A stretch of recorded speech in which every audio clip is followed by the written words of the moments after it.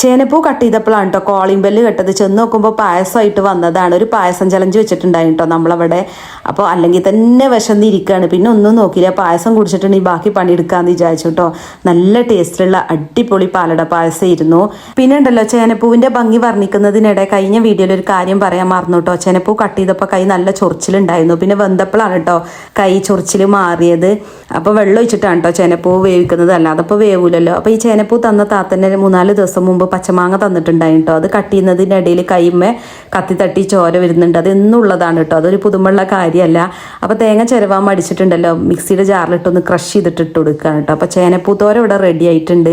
അപ്പോൾ അതിൻ്റെ ടേസ്റ്റിൻ്റെ കാര്യം പറയുമ്പോൾ പൂവിൻ്റെ അത്ര ഭംഗിയൊന്നും ഇല്ല കേട്ടോ. അതായത് അത്ര വലിയ ടേസ്റ്റ് ഒന്നും ഇല്ല തോരന്, അങ്ങനെ ഫ്ലേവറൊന്നും ഇല്ലാത്തൊരു ഐറ്റാണ് കേട്ടോ ചേനപ്പൂവ്.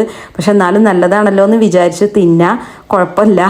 ഞാൻ ഇൻസ്റ്റൻറ്റ് മാംഗോ പിക്കിളാണ് കേട്ടോ ഉണ്ടാക്കുന്നത്. എന്താണെന്ന് വെച്ചാൽ കഴിഞ്ഞ വർഷം ഉണ്ടാക്കിയ മാങ്ങാച്ചാറിനെ ഫ്രിഡ്ജിൽ കിടക്കുന്നുണ്ട്.